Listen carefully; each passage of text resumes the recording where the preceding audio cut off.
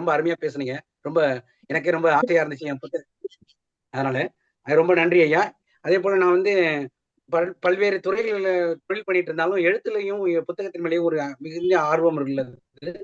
அதனால இந்த புத்தகத்தை எழுதியிருக்கேன். முருகருடைய திருச்செந்தூர் முருகருடைய முழு தகவலும் இந்த புத்தகத்துல இருக்கும். கோவில் உருவான விதம், கோவில் இருந்த இடம், கோவில் எப்படி எப்படிலாம் கட்டினாங்க, அதை கெட்டும்போது என்னென்ன கஷ்டம்லாம் வந்தது, அதையெல்லாம் எப்படி அந்த தேசிய மூர்த்தி சுவாமிகளுக்கு சரி பண்ணாங்க என்ற ஒரு விவரமும் அதுல நல்லா தெளிவா போட்டிருக்கேன். அது இல்லாம இன்னைக்கு நீங்க அந்த கோவிலுக்கு போனீங்கன்னா என்னென்ன அபிஷேகங்கள் இருக்கு, எத்தனை மணிக்கு பூஜை இருக்கு, எத்தனை மணிக்கு நட திறப்பாங்க, என்னென்ன விஷயங்கள்லாம் இருக்கு, என்னென்னைக்கெல்லாம் ராஜ அலங்காரம், அந்த மாதிரியான முழு விவரங்களும் இருக்கு. இது இல்லாம பக்கத்துல உள்ள லாட்ஜ் எதுல தங்கலாம், அதனுடைய விலை பட்டியல் கொடுத்துருக்கேன். அபிஷேகத்துடைய அனைத்து விவரங்களையும் நான் கொடுத்துருக்கேன். ஸோ இந்த புத்தகத்துல வந்து நீங்க புத்தகத்தை படிச்சாலே கோவிலுக்கு போயிட்டு வந்த திருப்தி இருக்கும். அதுவும் இல்லாம இந்த புத்தகத்தை படிச்ச பிறகு கோவிலுக்கு போனீங்கன்னா இன்னும் நல்ல திருப்தியா இருக்கும். அதனால இந்த புத்தகத்தை எல்லாரும் வாங்கி படிக்கும்படி அன்புடன் கேட்டுக்கொள்கின்றேன். மீண்டும் ஒரு முறை இந்த வாய்ப்பை ஏற்படுத்தி கொடுத்த பணி ஃபவுண்டேஷன் நிறுவனர் ஐயா ஜான் அவர்களுக்கு என்னுடைய நெஞ்சார்ந்த நன்றியை பதிவு செய்கிறேன். மேலும் எந்த புத்தகம் வேணும்னா அவர்கிட்டையும் கேளுங்க. என்னுடைய நம்பரையும் நான் அனுப்புறேன். அதுல ஏதாவது வேணும்னா கேளுங்க. நான் உங்களுக்கு தபால் மூலியமா அனுப்பி வைக்கிறேன். நன்றி, வணக்கம். Thank you sir. Thank you. Senthil sir, உங்க நம்பரை சாட் பாக்ஸ்ல போட்டுருங்க சார். யாராவது புத்தகம் வேணும்னா உங்களை தொடர்பு கொண்டு அந்த புத்தகத்தை முடிந்து பெற்றுக்கொள்ளவும், அல்லது பணி ஃபவுண்டேஷனை காண்டாக்ட் பண்ணாலும் அந்த புத்தகத்தை நாங்கள் வழங்க தயாரா இருக்கோம். இன்னொரு முக்கியமான விஷயம், இந்த வாசித்தால் வானம் தொழலாம் அந்த வாட்ஸ்அப் குரூப்ல நீங்களும் யாராவது சேர ஆசைப்பட்டீங்கன்னா உங்களுடைய பேரையும் உங்களுடைய வாட்ஸ்அப் நம்பரையும் சாட் பாக்ஸ்ல சாட் பண்ணிடுங்க. எங்களுடைய அட்மினிஸ்ட்ரேஷன் ஆஃபீஸர் ஷர்மிளா மேடம் உங்களை வந்து நான் அந்த குரூப்ல சேர்த்துருவாங்க, அல்லது நான் அந்த குரூப்ல உங்களை சேர்த்து விட்டுருவேன். நீங்க தொடர்ந்து அந்த புத்தகத்தை படிக்கலாம். அந்த புத்தகம் வந்து எல்லா தரப்பட்ட புத்தகம், அறிவியல் பத்தி இருக்கும், கதை பத்தி இருக்கும், நாவல் இருக்கும், செல்ஃப் டெவலப்மெண்ட் இருக்கும், எல்லா வகையான தரமான புத்தகங்கள் அதை நாங்கள் பதிவிட்டு இருக்கோம். ஒரு நாளும் காலையில அந்த புத்தகம் உங்களுக்கு அந்த குரூப்ல சேர்ந்துடும். நீங்க அதை படித்து பயன்பெற உங்களை வாழ்த்துகின்றேன். நன்றி, வணக்கம். நீங்க அடுத்த செஷன் போயிடலாம் Sharmila madam. Thank you so much. Okay sir. சிறப்பு பேச்சாளர் அறிமுகம். நமது பணி foundation knowledge exchange hub secretary mister Lakshmi Narayanan sir இப்பொழுது சிறப்பு பேச்சாளரை பற்றி அறிமுகம் செய்வதற்கு அழைக்கிறேன். லக்ஷ்மி நாராயணன் சார். சார் இருக்கீங்களா சார்?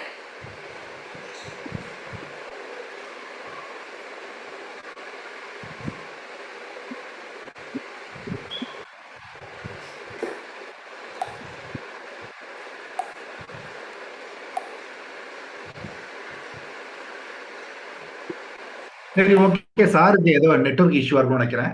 நான் பேச கேக்குதா? ஓகே, அதை நானே செஞ்சிடுறேன். சார் வந்துட்டாரா? ஏதாவது லட்சுமி சார் லைன்ல இருக்கிறீங்களா? ஓகே, பரவாயில்ல. வணக்கம்.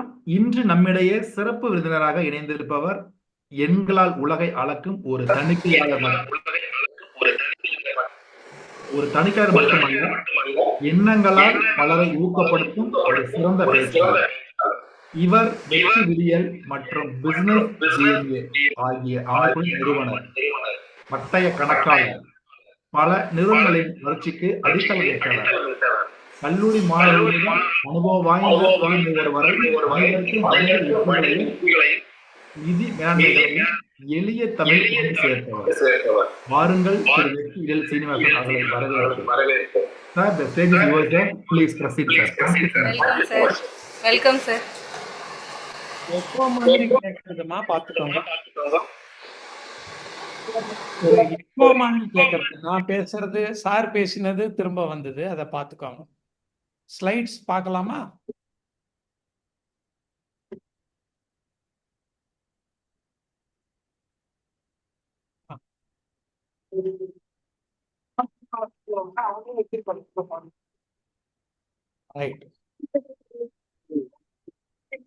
அனைவருக்கும் வணக்கம்.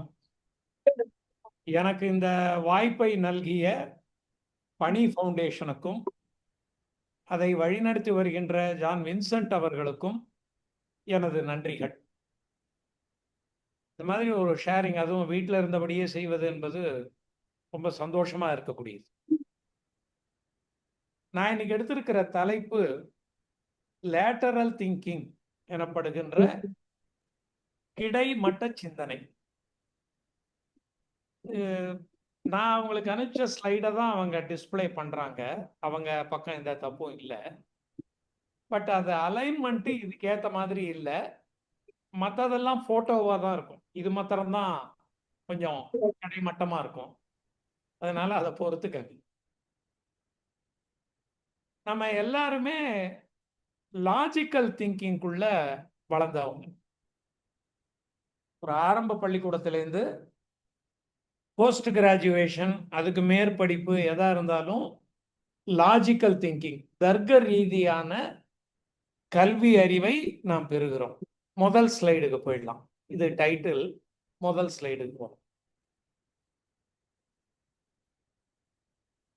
என்னுடைய டைம் 40வது நிமிடம் முடிகிற பொழுது எனக்கு ஒரு இண்டிகேஷன் கொடுத்துருங்க, நான் முடிக்கிறதுக்கு. அடுத்த ஸ்லைடு போயிடலாம். இது ஒரு simple sentence. I am reading, he is eating, she is, we are, they are-ன்றது சிம்பிள் சென்டென்ஸ். இது ஆங்கிலத்தில் அரிச்சுவடி. 1ஆம் கிளாஸ் 2ஆம் கிளாஸ்லயே வந்திருக்கும். ஆனால் நம்மளுடைய சிந்தனை போக்க லேட்டரல் திங்கிங்க இந்த பாயிண்ட்ல இருந்து தான் ஆரம்பிக்கிறோம். நான் காட்ட போற ஸ்லைடு எல்லாத்துலேயும் ஒரு பசில் இருக்கும். பசில்னா புதிர். குவிஸ் மாதிரி இருக்காது, பசில், புதிர். பங்கேற்கிறவங்கள பலருக்கும் ஒரு சில புதிர்கள் ஏற்கனவே தெரிஞ்சிருக்கும். புலி ஆடு புல்லுக்கட்டு அப்படின்னு ஒரு விஷயத்தை சொன்னேன்னா, புதிரை சொன்னேன்னா அவங்க எல்லாருக்குமே தெரிஞ்சிருக்கும். சின்ன வயசுல அந்த கதையை படிச்சிருப்போம். ஒருத்தர் ஒரு போட்டில் ஆற்றுக்கு அந்த பக்கம் போனோம், புலி ஆடு புல்லுக்கட்டு இருக்கு, என்னங்கிறது நமக்கு தெரியும். ஆனா அந்த புதிர்களுக்கு உண்டான விடைகள் உங்களுக்கு தெரிந்திருக்கலாம்.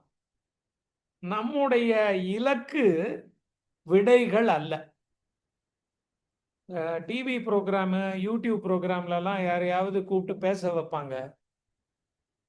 அப்போ அவங்க தங்களை காப்பாற்றிக்கிறதுக்காக டிஸ்க்ளைமர்னு ஒன்று போடுவாங்க. விருந்தினர்களுடைய எண்ண ஓட்டம், சிந்தனை போக்கு, இதுக்கெல்லாம் நாங்கள் பொறுப்பு இல்லை, அது அவர்களுடைய கருத்துன்னு சட்ட ரீதியாக ஒன்று சொல்லுவாங்க. நான் டிஸ்க்ளைமருக்கு பதிலாக கிளைமர் ஒன்று போடுறேன். இதுல பெரும்பாலான விடைகள் உங்களுக்கு தெரிந்திருக்கலாம். ஆனால் அதன் பின்னால் இருந்திருக்கக்கூடிய சூட்சுமம், அதுதான் லேட்டரல் திங்கிங்ல ரொம்பவும் முக்கியம். நாம ஒரு புதிருக்கு விடை கண்டுபிடித்த உடனேயே அதை ஞாபகத்துக்குள்ள வச்சுட்டு அதே புதிரை வேற ஒரு இடத்துல யாராவது கேட்டாங்கன்னா பதில் சொல்லிடுவோம். புலியாடு புல்கிட்ட தானே இது எனக்கு தெரியும்பான்னு சொல்லுவோம். ஆனால் லேட்டரல் திங்கிங்ன்ற கான்செப்டை புரிய வைப்பதற்கு புத்தகத்தில் இருக்கக்கூடிய சீரியஸான மேட்டரை எடுத்துக்காம அதனுடைய சாராம்சத்துக்கு பொருந்தி வரக்கூடிய புதிர்களை எல்லாம் இங்கே கொண்டு வந்து வச்சிருக்கேன். நான் காட்ட போற புதிர்கள் எதுவும் புத்தகத்துல பெருசா இருக்காது, 1-2 தான் இருக்கும். இப்ப இந்த சென்டென்ஸ்ல என்ன, ஐ ஈஸ் அப்படின்னு நம்ம ஆரம்பிச்சு 1ஆம் கிளாஸ்லயோ 2ஆம் கிளாஸ்லயோ பதில் எழுதியிருந்தா டீச்சர் கையை நீட்ட சொல்லி 4 தடவை ஸ்கேலால் அடிச்சிருப்பாங்க. ஐ ஈஸ்ன்னு சொல்லக்கூடாது, ஐ ஆம் அப்படின்னு தான் சொல்லணும். லேட்டரல் திங்கிங்கினுடைய முதல் புள்ளியே இந்த இடத்துல தான் இருக்கு. ஐ ஈஸ் அப்படின்னு நம்ம சொல்றத பயப்படுவோம். ஏன்னா இந்த ஸ்கேல்ல அடி வாங்கின ஞாபகம் 1ஆம் கிளாஸ் 2ஆம் கிளாஸ்லயே. அப்போ ஒரு சென்டென்ஸை ஐ ஈஸ் அப்படின்னு சொன்னா, நீ ஒரு ஃபார்ம் பண்ணுன்னு சொன்னா மைண்டு சில வினாடிகள் திகைக்கும். பதிலே தெரியாதுன்னு நான் சொல்லலை, சிலருக்கு பதில் தெரிந்திருக்கலாம், நானும் பதில் சொல்லுவேன்.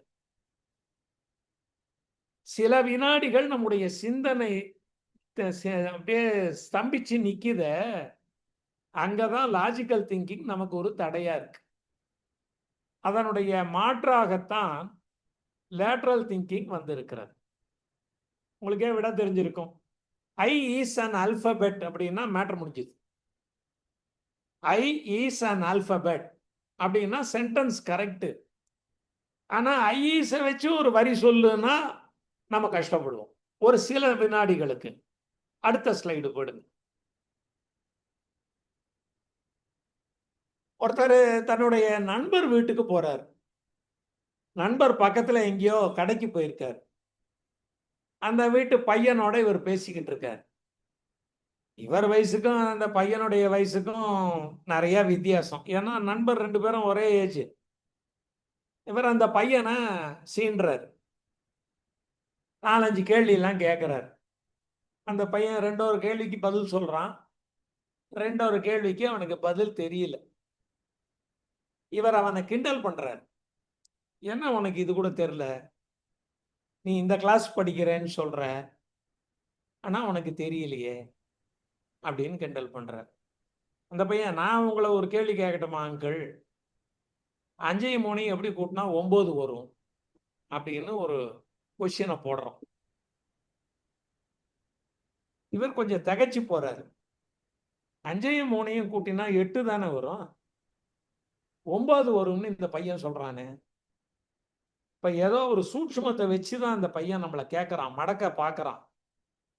அப்படின்ட்டு இந்த ரோமன் லெட்டர் இருக்கு இல்லையா, 1 2 வி போட்டா 5, வி போட்டு 3 கோடு போட்டா 8, எக்ஸ் போட்டா 10, அதுக்கு முன்னாடி ஒரு கோடு போட்டா 9, இதை எல்லாத்தையும் வச்சு எப்படியாவது 9 வருதா 5ஐயும் 3ஐயும் கூட்டினான்னு யோசிக்கிறார். அப்புறம் 5ஐயும் 3ஐயும் பக்கத்துல வச்சு பார்த்து ஏதாவது செய்ய முடியுமா அப்படின்னு பாக்குறார். தெரியலையப்பா நீ சொல்லுன்றார். இந்த பையன் சொல்றான், இது கூட தெரியலையா அங்கிள், தப்பா குட்டினா வருங்கிறான். அதாவது இத்தனை நேரம் அவருடைய சிந்தனை லாஜிக்கலா திங்க் பண்ணுது, தர்க்க ரீதியா. தர்க்க ரீதி தவறு இல்லை, தர்க்க ரீதி தவறு கிடையாது. ஆனா வெறும் தர்க்க ரீதியா மட்டும் போகின்ற பொழுது நமக்கு விடை கிடைக்காமல் திணறும் வாய்ப்பு உண்டு. அப்ப 5ஐயும் 3ஐயும் தப்பா கூட்டினா வரும். இந்த லேட்ரல் திங்கிங்ல மக்களினுடைய சிந்தனையை பார்த்து நாமளே வியப்போம். இந்த பையன் லேட்ரல் திங்கிங்ல இருந்திருக்கான். அடுத்த ஸ்லைடுக்கு போங்க. கரூர் பக்கத்துல இருக்கிற ஒரு ஊர் பரமத்தி வேலூர் அப்படின்னு. அங்க ஒரு காலேஜ்ல இந்த கேள்வியை கேட்டேன். நான் இந்த ப்ரோக்ராம்ல கேள்வி எல்லாம் கேட்கல, 40 நிமிடமா இருக்கிறதுனால. அப்போ ஒரு பெண் எழுந்து இந்த பதில சொன்னான். டிஜிட்டலா இருக்கக்கூடிய 5ங்கிற எழுத்து மேல 3ங்கிற எழுத்தை கொண்டு வந்து பொருத்தினீங்கன்னா 9 வரும் சார்னா. எவ்வளவு வித்தியாசமான சிந்தனைன்னு பாருங்க. டிஜிட்டல் டிஸ்பிளேல இந்த 3 கொண்டு போய் 5 மேல வச்சீங்கன்னா 9 உங்களுக்கு கிடைக்கும். அப்போ லாஜிக்கல் திங்கிங் நமக்கு ஒரு விடையை தான் தரும். 5ஐயும் 3ஐயும் கூட்டினா 8, அது 1 தான் சரியான விடை, மற்ற எல்லாமே தப்பான விடை. ஆனா அதனுடைய இன்னொரு கோணம் லேட்ரல் திங்கிங் மூலமா இந்த பெண்மணி கொண்டு நான் ரொம்ப அப்ரிஷியேட் பண்ணேன், அசந்து போனேன். அடுத்த ஸ்லைடுக்கு போலாம். பெங்களூர்ல இருக்கக்கூடியது விஸ்வேஸ்வரையா மியூசியம். நான் போயிருக்கேன், ரொம்ப அற்புதமான ஒரு இடம். பெங்களூர் போற வாய்ப்பு ஏற்பட்டா குழந்தைகளை கூட்டிக்கிட்டு இந்த இடத்துக்கு போயிட்டு வாங்க. மனிதனுடைய சிந்தனை போக்க விஸ்வேஸ்வரையா அவர்களுடைய பெயர்ல உருவாக்கி இருக்கும். இதற்கு சிந்தனை கூட அவர் தான் கொடுத்திருப்பாரா. அதற்குண்டான மியூசியம் இது, கண்காட்சி. நீங்க உள்ள நுழைந்த உடனேயே நேர நீங்க பார்க்கக்கூடியது சக்கரம். அங்க என்ன சொல்றாங்க, ஆதி மனிதனுடைய கண்டுபிடிப்புல 2 ஆகச் சிறந்தவை. கண்டுபிடிப்புல அவன் நிறைய கண்டுபிடிச்சிருப்பானா இருக்கும். 2 ஆகச் சிறந்தவை. ஒன்று சக்கரம், இன்னொன்று நெருப்பு. இதுதான் நாகரீகத்தினுடைய தாவல், ஜம்ப், கேலப்பிங் அதற்கு அடிப்படையாக இருந்தது. அப்ப வீல் என்பது வட்டமாக இருக்கும். இந்த கான்செப்டை உருவாக்கினவருடைய போட்டோ எல்லாத்தையும் பின்னாடி பார்க்க போறோம். அவர் ஒரு தடாலடியா இடி மாதிரி ஒன்ன தூக்கி, பாம் மாதிரி தூக்கி நம்ம மேல ஒன்ன போடுறாரு. நாம லாஜிக்கல் திங்கிங்லையும் கல்வி அறிவை வளர்த்து கொள்ளுகின்ற பொழுதும் பல ஸ்ட்ரீம்ல சக்கரம் என்பது வட்டமாக இருக்க வேண்டும் என்று நிர்ணயித்து விட்டோம். ஆதி மனிதனுடைய காலத்திலிருந்து இப்பொழுது வரை. கரெக்ட் தானே? ஆனா இவர் ப்ரொவகேட்டிவ் ஆபரேஷன், PO என்று ஒன்றை சொல்கிறார். இத கருத்தை வந்தவரை பின்னாடி பார்க்க போறோம். PO என்பது ஏற்கனவே நிர்ணயித்திருந்த ஒரு விஷயத்தை அப்படியே தலைகீழ மாற்றுவதோ அல்லது தூக்கி எறிந்து விட்டு வேறு கோணத்தில் பார்ப்பதோ ஆகும். PO, provocative operation. அதுக்கு அவர் ஒரு உதாரணம் தரார். சக்கரம் என்பது வட்டமாகத்தான் இருக்க வேண்டுமா? அவசியமா? ஏன் சதுரமா இருக்கக்கூடாதா அப்படின்னு கேள்வி ஆரம்பிக்க சொல்றார். சதுரமா இருந்தா என்ன ஆகும்? சக்கரம் ஒர்க் பண்ணாதா அப்படின்னு ஆரம்பிச்சு. சதுரமா இருந்தா சக்கரம் சரியா ஒர்க் பண்ணாது, நமக்கே தெரியும். ஆனா லாஜிக்கை எப்படி அடிக்கிறது, எப்படி அதனுடைய அடித்தளத்தை உடைக்கிறது? எதிர்நிலைக்கு போங்க. ஏன் முக்கோணமா இருக்கக்கூடாதா, அறுகோணமா இருக்கக்கூடாதா அப்படின்ட்டு. இப்ப அடுத்த ஸ்லைடுக்கு போங்க. இப்படி ஒரு சைக்கிளை ஒருத்தர் உருவாக்குறார்.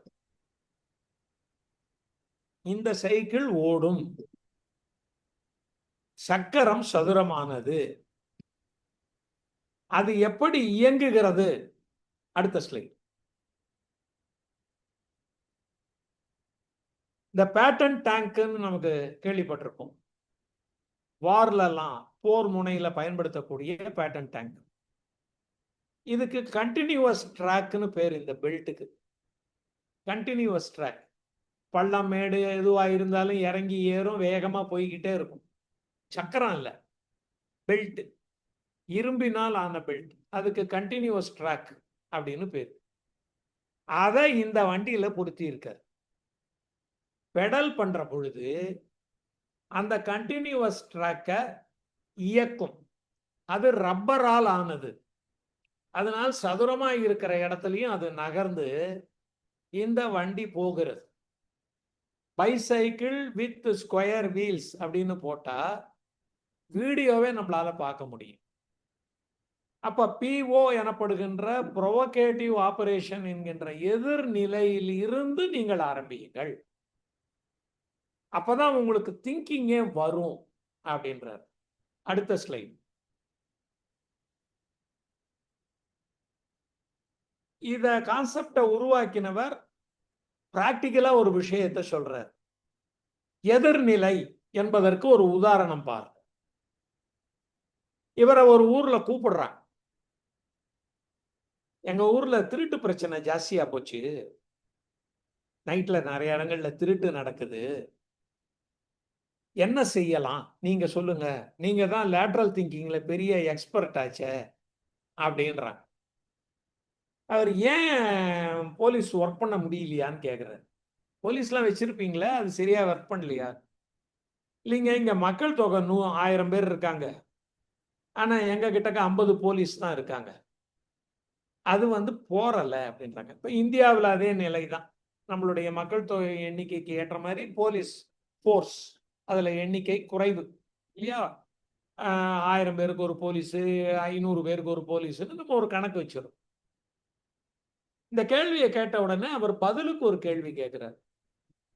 1000 பேர் இருக்கக்கூடிய ஊர்ல உங்களுக்கு 50 போலீஸ் தான் இருக்காங்க, திருட்டு ஒரு 10 பேர் தான் செய்வாங்க. அப்ப அந்த 10 பேரை தவிர 990 பேரையும் போலீஸ் ஆக்கிட்டா என்னன்னு கேட்கிறார். PO, provocative operation. 1000 பேர் 10 பேர் தான் திருடன் இருப்பான், 990 பேரையும் போலீஸ்காரர் ஆக்கிடுங்க.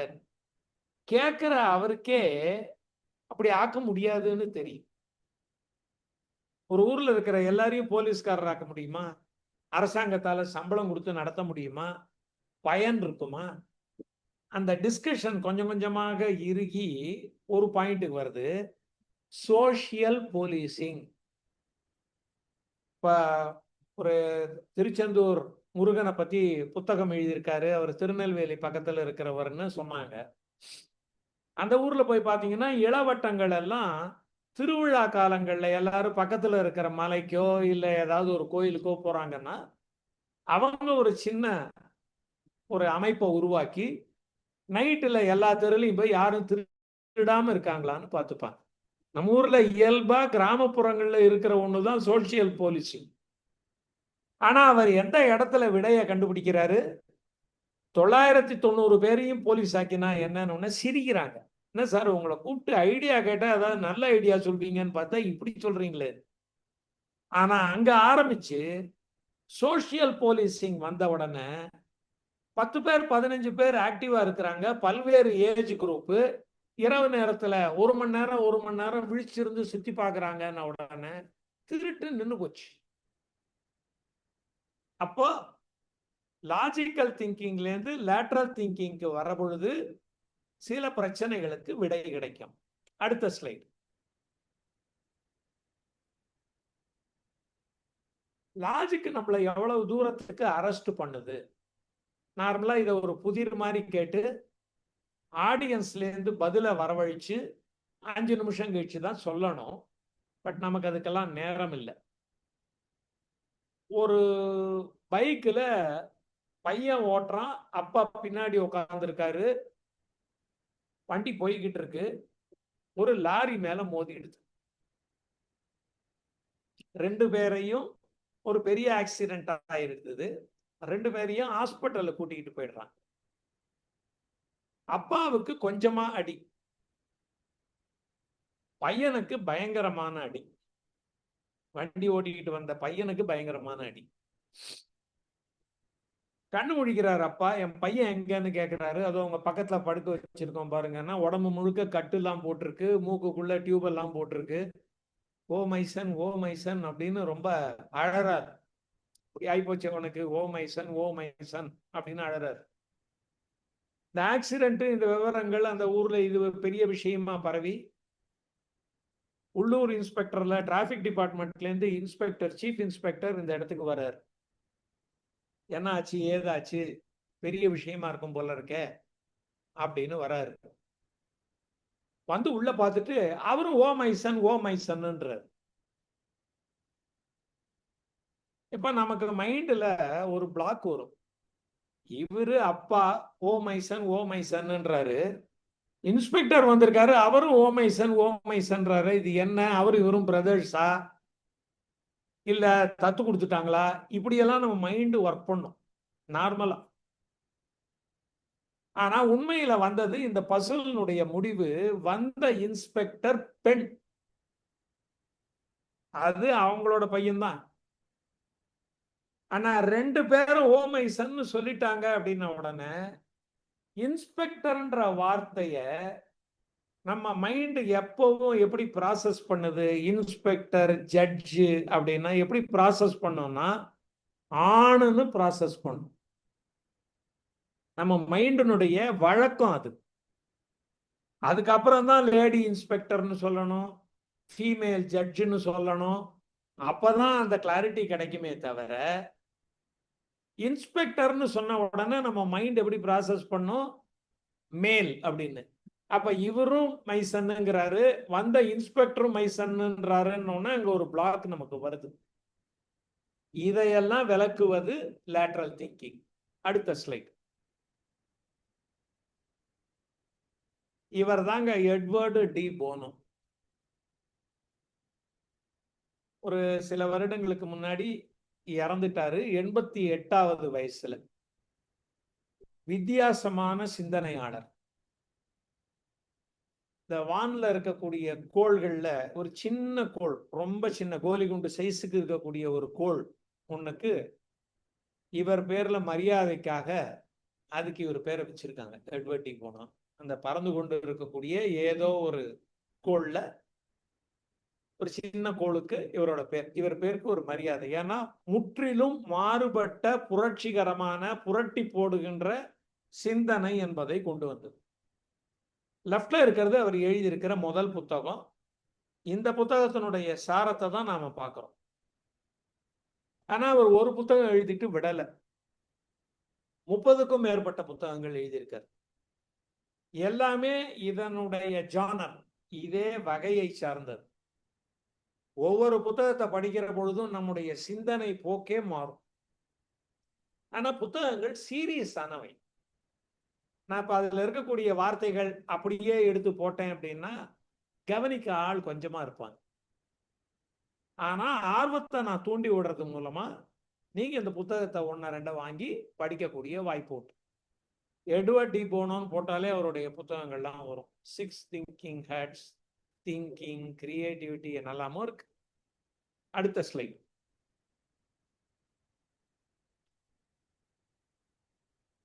இவர் சொல்லக்கூடிய லாஜிக்கல் திங்கிங்லேருந்து லேட்ரல் திங்கிங்க்கு மொள்ளமா நம்ம நகர்றோம். இது வரைக்கும் நம்ம வார்த்தைகளை எப்படி ப்ராசஸ் பண்ணோம், ஐ ஈஸ் என்பதில் நமக்கு ஏற்படுகின்ற தடங்கள், சக்கரம் வட்டமா தான் இருக்குமா சதுரமா இருக்கக்கூடாதா அப்படின்ற எதிர்மறை கேள்வி, இப்படி எல்லாம் பார்த்தோம் இல்லையா. அடுத்த லெவலுக்கு போறோம். நம்முடைய சிந்தனை ஓட்டம் தானாவே ஒரு பிரேக் போட்டுக்கும். ஒரு ஸ்கொயரை 4 ஈக்குவல் ஸ்கொயரா நான் பிரிக்கணும் அப்படின்னா இந்த வடிவம் தான் நம்ம மைண்டுக்குள்ள முதல்ல வரும். ஒரு சதுரத்தை 4 சம அளவு சதுரமா பிரிக்கணும்னா இதுதான் நம்மளுடைய மைண்ட்ல வரும். அடுத்த ஸ்லைடுக்கு போங்க. இத்தனை விதமா 4 சம பங்குகளாக பிரிக்க முடியும். இப்ப இடது பக்கம் இடது ஓரம் கீழே இருக்கு பாருங்க, நெடுக்குத்தா 4 கோடு. அதுக்கு அடுத்ததை பாருங்க, அதையே அப்படி திருப்பி தான் வச்சிருக்காங்க. இது ஒரு வடிவமான்னு கேட்டா லேட்ரல் திங்கிங்ல அதுவும் ஒரு வடிவம். இப்படி பார்த்தது ஒரு வடிவம்னா இந்த பக்கமா திரும்பி பார்ப்பதும் ஒரு வடிவம். லேட்ரல் திங்கிங் அதை தான் இன்சிஸ்ட் பண்ணுது, ஊன்றுகிறது. இந்த வடிவங்களை எல்லாம் பாருங்க. சம பரப்பளவு 4 சம சதுரங்களாக அப்படிங்கிறதுக்கு பதிலா 4 சம பாகங்களாக எடுத்துக்கிட்டா இத்தனை வரும். ஆனா நம்மளுடைய மைண்டு முதல் ஸ்லைட்ல காட்டின, முன்னாடி ஸ்லைட்ல காட்டினதோடய நம்ம நின்றுடுறோம். அதுக்கு மேல நம்ம பார்க்கறது இல்லை. சம பரப்பளவு கொண்ட பாகங்களாக 4ஆக பிரிக்கலாம்னா இந்த வடிவங்கள் இத்தனை இருக்கு. இதையும் தாண்டி நம்ம சிலது கூட கண்டுபிடிக்க முடியுமா இருக்கலாம். இதெல்லாம் சும்மா அவங்க பண்ணியிருக்காங்க. ஆக லேட்ரல் திங்கிங் என்பது ஒரு விஷயத்தை மாறுபட்ட கோணங்களில் பார்ப்பது. இப்ப நம்ம ஜான் வின்சென்ட் இருக்காரு, படிக்கிற ஹேபிட் குறைஞ்சு போச்சு, எப்படி எல்லாரையும் படிக்க வைக்கலாம் அப்படின்னா, ஒரு 4-5 மாதங்களுக்கு முன்னால் நான் ஒரு ஹோட்டலுக்கு சாப்பிட போயிருந்தேன் ஃபேமிலியோட சென்னையில. சாப்பிட்டுட்டு வெளியில வர பொழுது கார் வரத்துக்கு, இந்த வேலை பார்க்கிங்ல இருந்து கார் வரத்துக்கு கொஞ்சம் லேட் ஆன போது பக்கத்துல இருக்கிற அந்த ஐஸ்கிரீம் பார்லருக்குள்ள என்னுடைய பேத்தி போனாங்க, பேத்தியும் பேரனும் போனாங்க. அங்க இருக்கிற அம்மா என்ன பண்ணாங்க, ஒரு சின்ன ஸ்பூன்ல ஒரு குறிப்பிட்ட வெரைட்டி ஐஸ்கிரீம் எடுத்து டேஸ்ட் பண்ணுன்னு கொடுத்துட்டாங்க. சாப்பிட்டுட்டு ஸ்பூனை தூக்கி போட்டுட்டாங்க. 10 நிமிஷத்துல ஒரு 350 ரூபாய்க்கு ஐஸ்கிரீம் விற்கப்பட்டது. வின்சென்ட் என்ன பண்றாரு, ஜான் வின்சென்ட், இந்த மாதிரி ஒரு புத்தகத்தை நீங்க படிக்கிறதுக்கு முடியாம இருக்கிறீங்க, அதை பத்தின உரையை கேட்கறதா இருந்தா கொஞ்சம் ஆர்வம் உங்களுக்கு வருது, அதை படிச்ச உடனே அந்த புத்தகத்தை வாங்கி படிப்பீங்க அப்படிங்கிறதுக்கு ஒரு ஸ்பூன் ஐஸ்கிரீம் கொடுத்தார் போல இந்த ப்ரோக்ராம மாசத்துக்கு ஒரு நாள் பண்றாரு. இப்போ உங்களுக்கு ஒரு தூண்டல் கிடைக்குது இல்லையா? அப்படி இந்த புத்தகத்தை வாங்கி நீங்க படிப்பீங்க. அடுத்த ஸ்லைட். கான்செப்டை சொல்லிடுறேன். இந்த ஸ்லைடு வந்து அவங்கள்ட்ட நான் கொடுத்துருக்கறனால அவங்க ஷேர் பண்ணிக்கோங்க. அதுல ரொம்ப நேரம் டீல் பண்ண வேண்டாம். நம்மளுடைய மைண்ட் எப்பவுமே செல்ஃப் மேக்சிமைசிங் அப்படின்ற ஒரு கான்செப்ட்ல வேலை செய்யுது. நம்மளோட மைண்ட் செல்ஃப் மேக்சிமைசேஷன், தன் பெருமம் அப்படின்னு சொல்லலாம். அதாவது ஒரு இன்ஃபர்மேஷன் கிடைச்ச உடனே ஏற்கனவே இருக்கிற இன்ஃபர்மேஷனை சேர்த்து ஒரு முழுமையை கண்டுபிடிக்குது. அந்த முழுமையை கண்டுபிடிச்சாதான் அது ரெஸ்ட் ஆகுது. 3 ஸ்டேஜ். கடைசியா 4வது ஸ்டேஜ்ல பாத்தீங்கன்னா 6வது பீஸ் கிடைக்குது. இப்ப இந்த பீஸ இதனோட சேர்க்க முடியல. மைண்ட் டிஸ்டர்ப் ஆயிடுது. நம்ம மைண்ட்ல இருக்கக்கூடிய ஏற்கனவே இருக்கிற இன்ஃபர்மேஷனோட இந்த இன்ஃபர்மேஷனை பொருத்த முடியல. ஆனா நம்ம மைண்ட் எப்ப தருமா ரெஸ்ட் ஆகும், எப்ப தருமா சரியாகும், ஏதாவது ஒரு நல்ல வடிவம் கிடைச்சாதான் சரியாகும். இப்ப 6வது பீஸ் தனியா நிக்குது. அதை அங்க கொண்டு போய் எங்கேயுமே பொருத்த முடியல, ஒட்ட மாட்டேங்குது. இத செய்வதற்கு நமக்கு தெரிஞ்சா லேட்டரல் திங்கிங் வந்துடும். அடுத்த ஸ்லைட். இந்த இடத்த பாருங்க. அத நாம முன்னாடி ட்ரை பண்ணது ஒரு சதுரம். ஆனா அதுவே ஒரு சாய் சதுரமா இருந்தா அந்த 6வது பீஸும் உக்காந்தோம். ஒரு நல்ல வடிவம் வேணும்னு நினைக்கிறோம், அத அது கொடுக்குது. இப்ப அடுத்த ஸ்லைடுக்கு போவோம். எந்த இடத்துல மாற்றத்தை நிகழ்த்தி இருக்கும்? இந்த கான்செப்ட் மூலமா அவர் என்ன சொல்ல வர்றாரு டி போனோ, செல்ஃப் மேக்சிமைசேஷன் நீ ட்ரை பண்ற, ஏற்கனவே 5 மேட்டர் இருக்கு, இப்ப இன்னொரு மேட்டர் கிடைக்குது, சரியா உட்கார மாட்டேங்குது. உட்கார்ற பொழுது அந்த அம்புக்குறி காட்டி இருக்கிற இடத்துல ஒரு ரீஷஃபிள் பண்ண வேண்டியிருக்கு. புது மேட்டர் கிடைச்ச உடனே ஒரு ரீஅரேஞ்ச்மெண்ட் பண்ண வேண்டியிருக்கு. பண்ணினா ஒரு நல்ல வடிவம் கிடைக்குது. அப்படின்ற விஷயத்தை உள்வாங்கிட்டீங்கன்னா ஏன் இது நடந்ததுன்னு கண்டுபிடிச்சிடும். செல்ஃப் மேக்சிமைசேஷன் அது ஒரு டூல். அடுத்தது வா. அவர் ஒரு கேள்வியை கேட்டிருக்காரு. நிறைய இன்டர்வியூல இந்த கேள்வியை உங்களுக்கு கேட்டிருப்பாங்க. சில பேருக்கு இந்த பதில்கள்லாம் தெரியும். ஆனா நம்ம பதிலை மாத்திரம் பார்க்க போறது. அதன் மூலமா நாம ஒரு பாடத்தை அறிய போறோம். How to put a giraffe in a fridge அப்படின்னு ஒரு கேள்வி. மைண்ட் அப்படியே பிளாக் ஆயிடும். ஒரு ஒட்டகச்சிவிங்கியை கொண்டு வந்து எப்படி ஃப்ரிட்ஜுக்குள்ள வைக்கிறது? ஒண்ணு ஒட்டகச்சிவிங்கி சின்னதா இருக்கணும், குட்டியா இருக்கணும், இத்தினூண்டா இருக்கணும். இந்த அவதார் படத்துல வர மாதிரி, ஜுராசிக் பார்க்ல வர மாதிரி ஆப்போசிட்டா ஒரு படம் வந்தது. அதுல எல்லாம் யானை எல்லாம் இத்தினூண்டு இருக்கும், அந்த மாதிரி இருக்கணும். இல்ல ஒட்டகச்சிவிங்கி பொம்மையும் இருக்கணும். இப்படிலாம் நம்ம திங்க் பண்ணுவோம். ஆனா எப்படி உள்ள வைப்பேங்கிறது கேள்வி. Open the fridge and keep the giraffe inside and close it. இதுதான் விடை. பல சாஃப்ட்வேர் கம்பெனியினுடைய அட்மிஷன் அப்ஜெக்டிவ் டெஸ்ட்ல இந்த கேள்வியை கேட்பாங்க. இதுக்கு ஒரு 4 லெவல் இருக்கு. 4ஐயும் பார்க்குறோம். ஆனா பாடம் என்ன?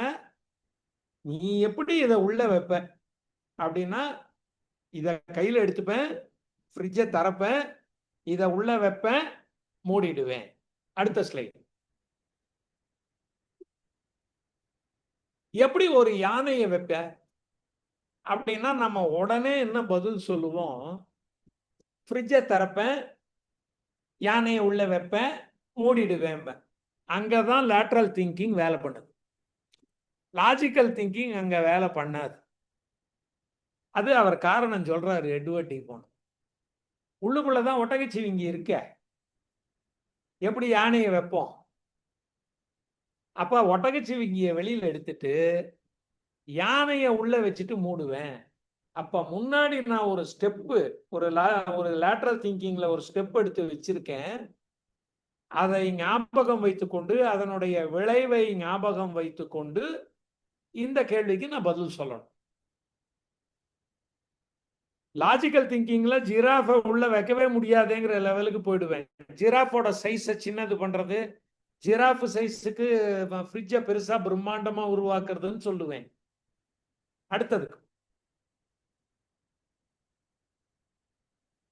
இது ஒரு காட்டுல நடக்குது, நம்ம செஞ்சிருக்கிறதெல்லாம். சிங்கம் ஒரு மீட்டிங் நடத்துது, எல்லா மிருகமும் வந்துடுச்சு.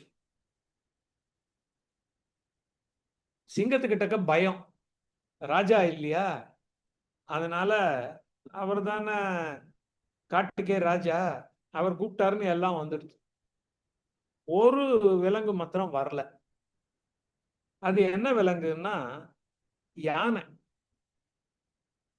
ஏன்னா யானை தான் ஃப்ரிட்ஜுக்குள்ள மாட்டிக்கிச்சே. ஒட்டகத்தை நம்ம வெளில எடுத்துட்டோம், அதுவும் வந்துடும்.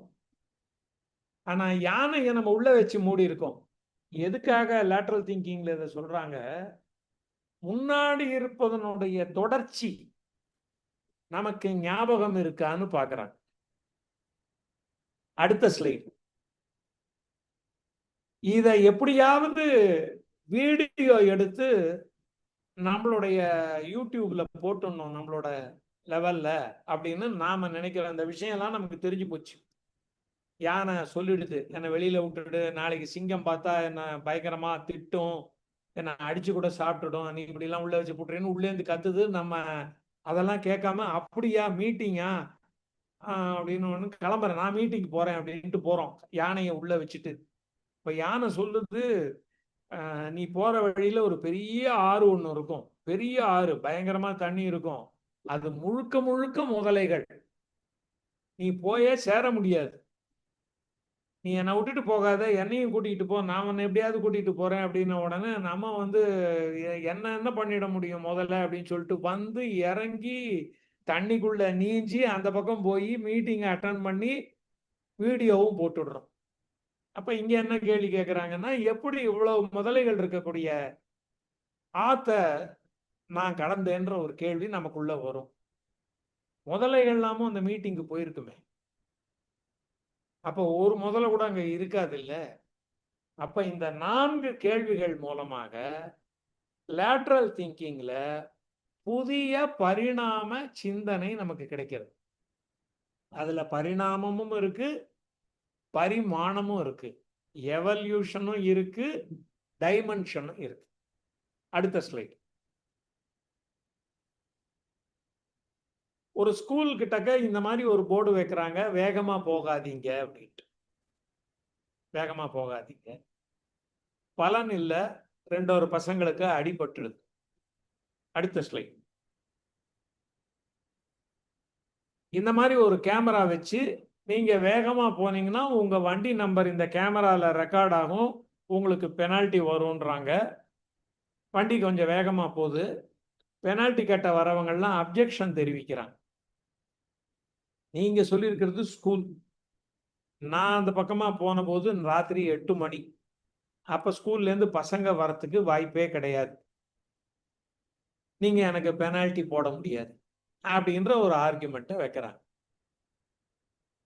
இப்ப இவங்களை எல்லாம் தடுக்கணும், அந்த இடத்துல வாகனம் வேகமா போகக்கூடாது, என்ன செய்யலாம்னு போலீஸ் டிபார்ட்மெண்ட்ல யோசிக்கிறாங்க.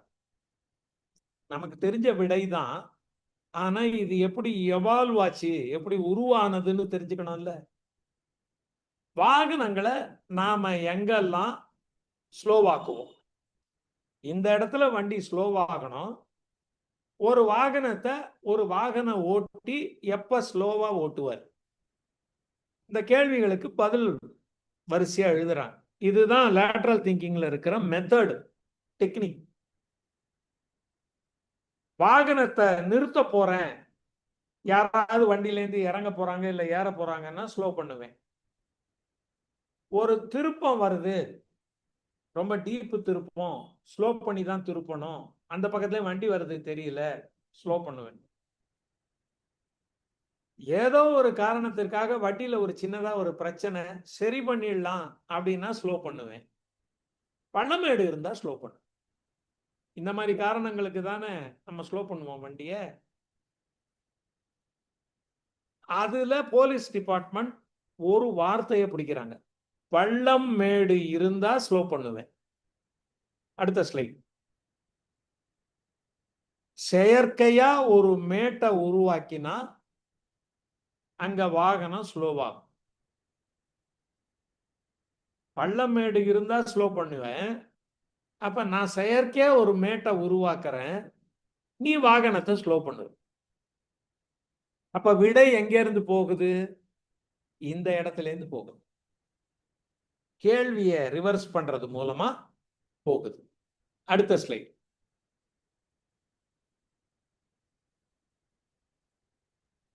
இது ஒரு இடுக்கான ரோடு. அந்த இடத்துல அம்புக்குறி காட்டி இருக்கிற இடத்துல இப்படி ஒரு கல் விழுந்துருச்சு. அப்ப அந்த பக்கமும் இந்த பக்கமும் ரோடு அடப்பட்டுடும். இதுக்கு என்ன பண்ணலாம் அப்படின்னு லேட்ரல் திங்கிங்ல ஒரு புதிர்.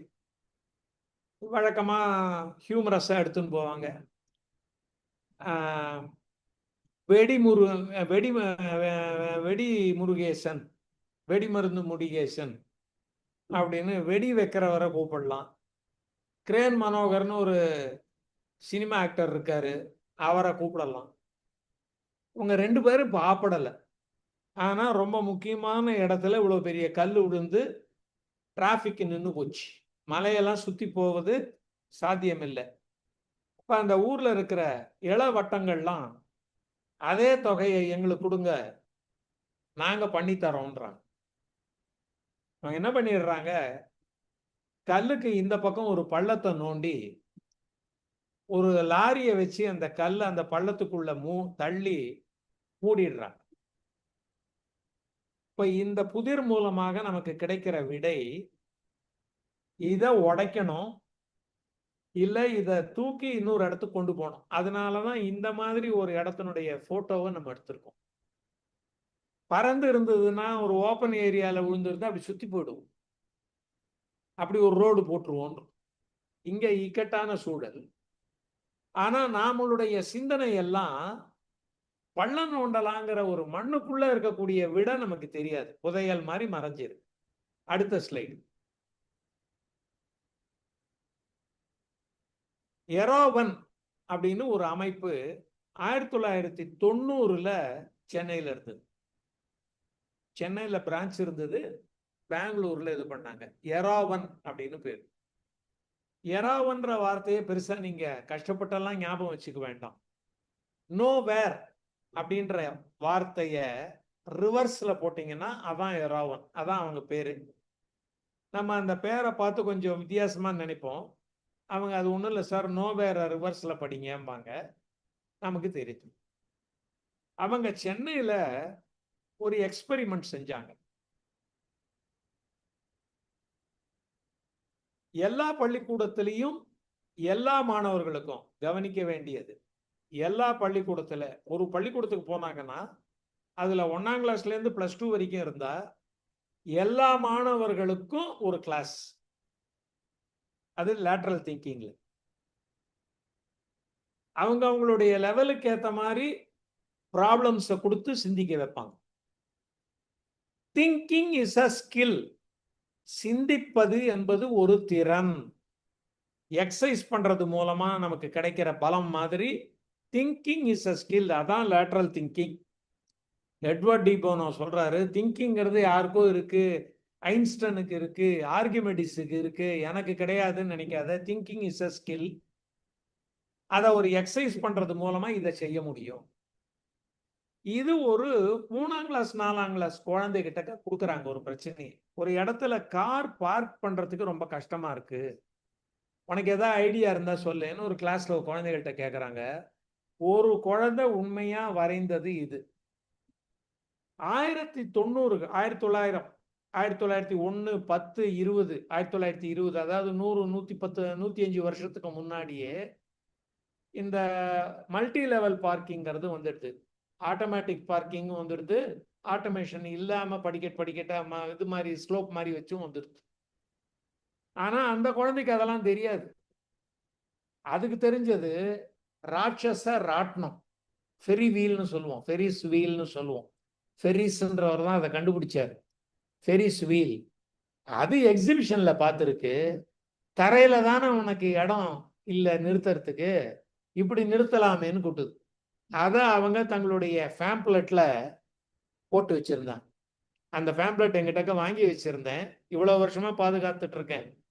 இங்க ஒரு 26 வருஷம், அங்க ஒரு 10 வருஷம், 36 வருஷமா அந்த பேப்பரை வச்சிருக்கிறேன்.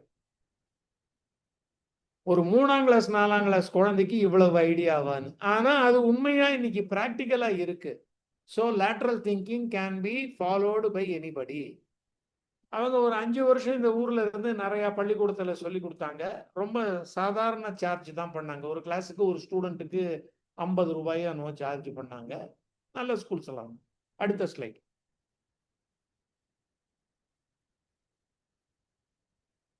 இந்த புதிர் உங்களுக்கு தெரிஞ்சிருக்கலாம்.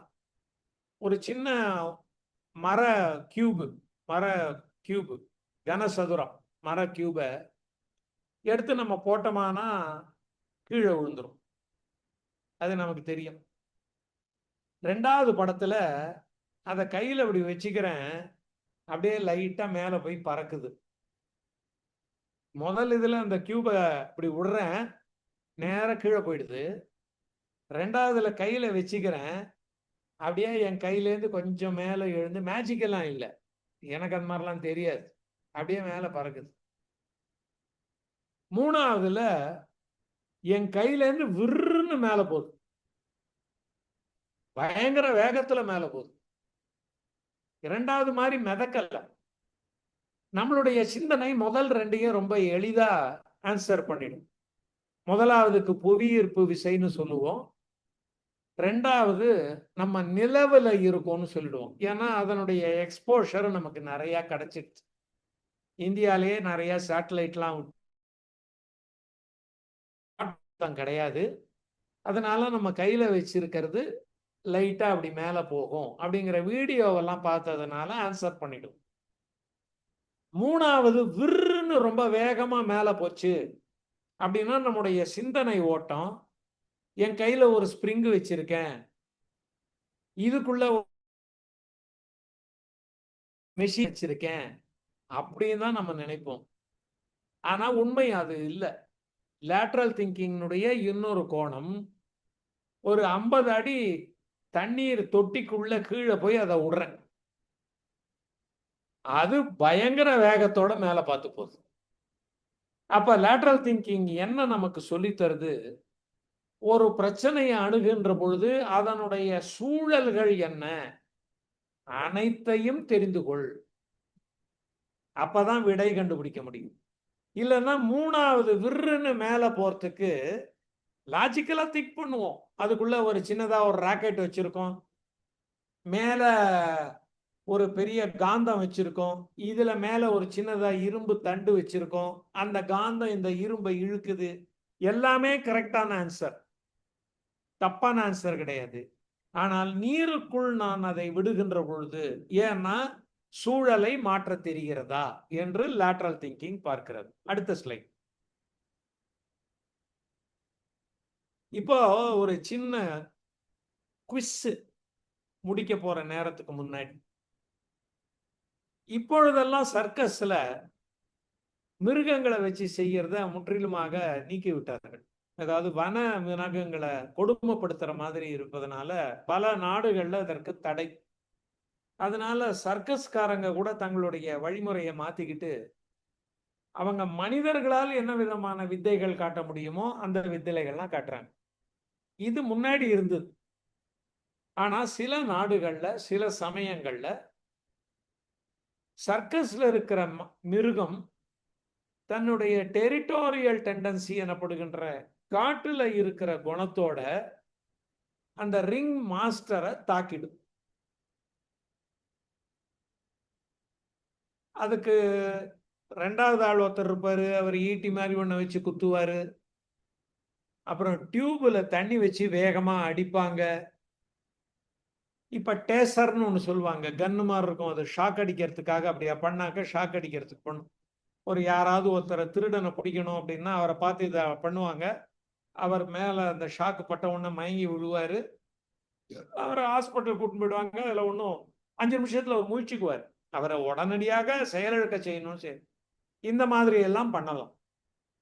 ஆனா வேற ஏதாவது ஒரு விதத்தில் இந்த பிரச்சனையை தீர்க்க முடியுமா அப்படிங்கிறத நீங்க ஜான் வின்சென்ட்டுக்கு அனுப்புங்க. அதுல நல்ல பதில் ஏதாவது இருந்தா அதுக்கு ஒரு பாராட்டு வழங்கலாம். அதுக்கு ஒரு நல்ல பாராட்டும். ஜான் வின்சென்ட் ஒப்புக்கொண்டார் என்றால் ஒரு சிறிய பரிசு தொகையையும் கொடுக்கிறோம். ரொம்ப சிறிய தொகை தான், ஒன்றும் பெரிய இதுவா வச்சுக்குவேன். ஒரு 3 பரிசு வச்சுக்கலாம்.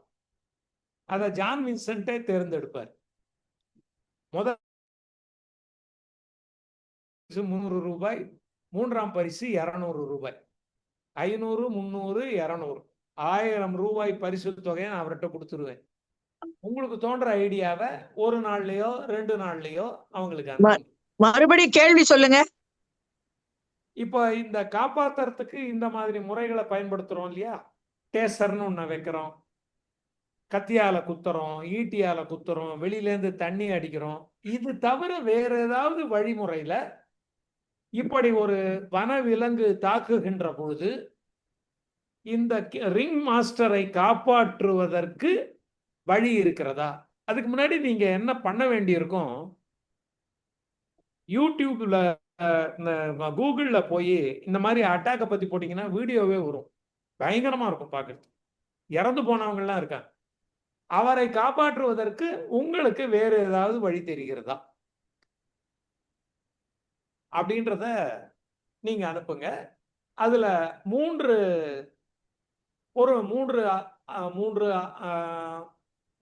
விடைகளுக்கு இந்த பரிசு தொகை வழங்கப்படும். அதெல்லாம் பொறுப்பு எல்லாம் ஜான் வின்சென்ட். கண்டிப்பா பண்ணிடலாம் சார், பண்ணிடலாம் சார். நான் தொகையை அனுப்பிச்சிருவேன், அதை சொல்லிட்டேன். என்கிட்ட இருந்து தொகையை வாங்கி தான் அதை பண்ணணும். அடுத்த ஸ்லைட்.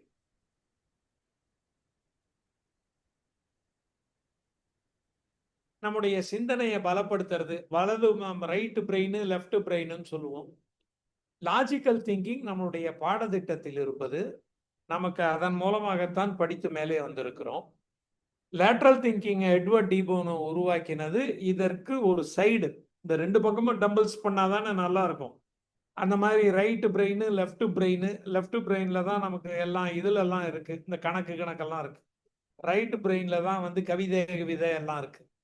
இந்த 2 பிரெயினையும் சேர்த்து செய்யற மாதிரி, நாம் விடைகளை கண்டுபிடிக்கிற மாதிரி, லாஜிக்கல் திங்கிங்கையும் லேட்டரல் திங்கிங்கையும் கம்பைன் பண்ணி நம்மளால நிறைய விடைகளை கண்டுபிடிக்க முடியும்.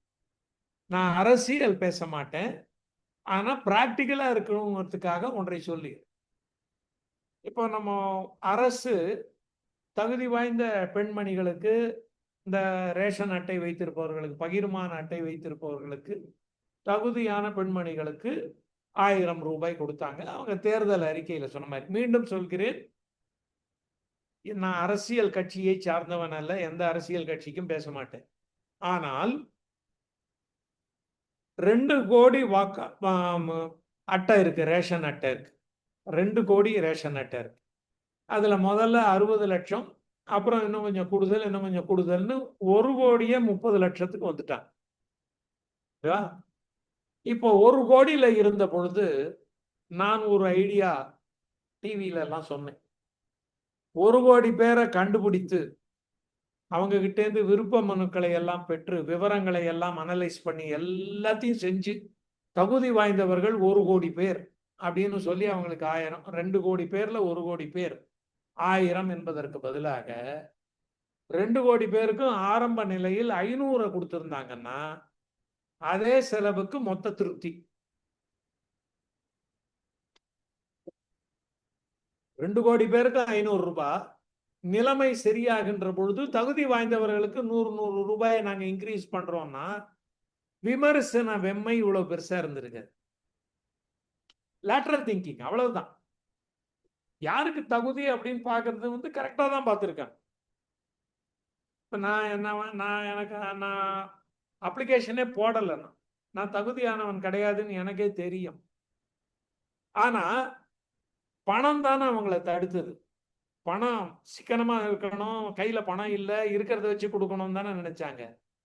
அப்போ 2 கோடி பேருக்கு 500 கொடுத்துருவோம். தகுதி வாய்ந்தவர்களுக்கு மெல்ல மெல்லமாக நாங்கள் 100 கொடுத்துக்கிட்டே வருவோம். 600 700 பண்ணுவோம். அரசனுடைய நிதி நிலை நன்றாக வருகின்ற போது எல்லோருக்கும் 1000 அப்படின்னா அந்த பிரச்சனை சால்வ் ஆயிடும். இதான் லேட்டரல் திங்கிங். நன்றி, வணக்கம்.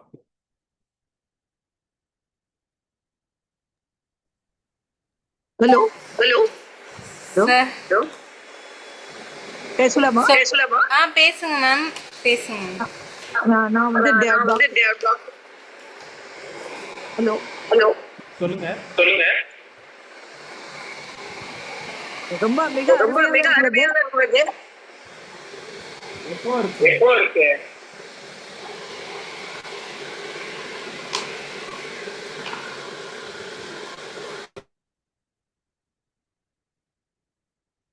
தேவகி கிருஷ்ணகுமார் அவங்க புதுக்கோட்டைக்காரங்களா?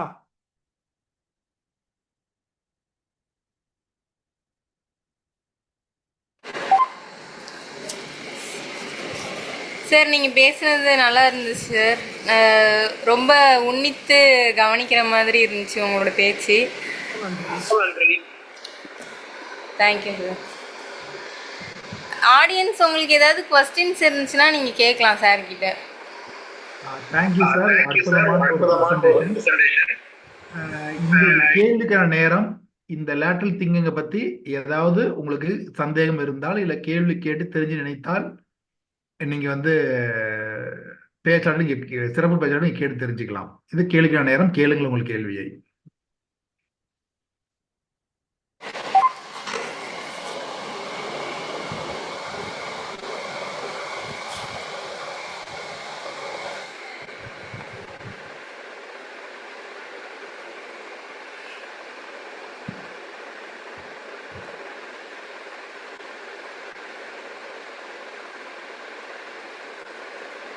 இதுவரையிலும் யாரும் கேட்கல. இன்னொரு விஷயம்,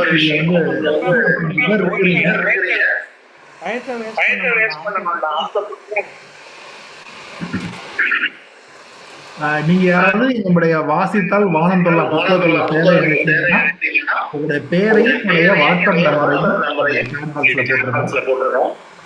நாங்க நான் பேசுறதும் கேக்குதுன்னு நினைக்கிறேன். எனக்கு அப்படிதான் கேக்குது. இப்ப சரியா கேக்குதுங்களா? ஹலோ. அடுத்த ப்ரோக்ராம் போயிடுங்க. நான் என்னுடைய டாக்டர் இன் லாவனுடைய லேப்டாப்பை யூஸ் பண்றேன். Okay okay okay okay. அது அவங்க ஆபீஸ்ல இருந்து ஒரு இண்டிகேஷன் மாதிரி வருது. ஆபீஸ்க்கு லேப்டாப் அது க்ளோஸ் பண்ணிக்கிறேன். அது வந்து பாஸ்வேர்டு கேக்குது. ஆக்டிவா இருக்கே இதுன்னு வந்தது. ஒரு தடவை டிக்ளேர் பண்ணேன், இன்னொரு தடவை வந்திருக்கு. Thank you friends. Thank you. Thank you sir. Thank you mister ஜார்மின். Thank you madam. Thank you very much. நன்றியுரை சார். நன்றி வந்துருங்க சார். வந்து எக்ஸிட் ஆயிட்டோம். நீ எக்ஸிட் ஆயிடுங்க சார். சீனிவாசன் எக்ஸிட் ஆயிடுங்க. Thank you sir. Thank you.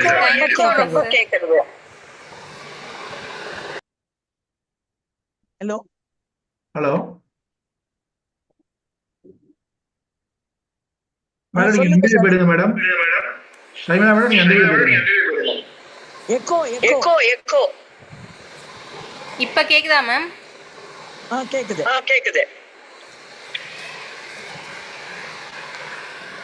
Okay ma'am. இப்போது நன்றியுரை வழங்குவதற்கு நமது பணி foundation trustee Mrs John Catherine அவர்களை அழைக்கிறேன்.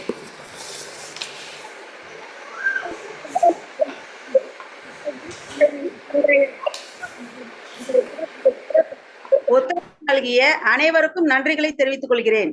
முதலாவதாக இன்றைய நிகழ்வில் பங்கேற்று தங்களது கருத்துக்களை பகிர்ந்து கொண்ட புத்தக ஆர்வலர்களுக்கும் எங்கள் மனமார்ந்த நன்றிகள். இந்த நிகழ்வை மிக சிறப்பாக ஒருங்கிணைத்த பணி அறக்கட்டளையின் தன்னார்வலர்களுக்கும் உறுப்பினர்களுக்கும் பாராட்டுக்கள். குறிப்பாக நேரத்தை ஒதுக்கி இணையம் வாயிலாகவும் நேரடியாகவும் இணைந்திருக்கும் உங்கள் அனைவருக்கும் எங்களது சிரம் தாழ்ந்த நன்றிகள். வாசிப்பின் வழி உலகை அறிவோம். அடுத்த நிகழ்வில் மீண்டும் சந்திப்போம். நன்றி, வணக்கம்.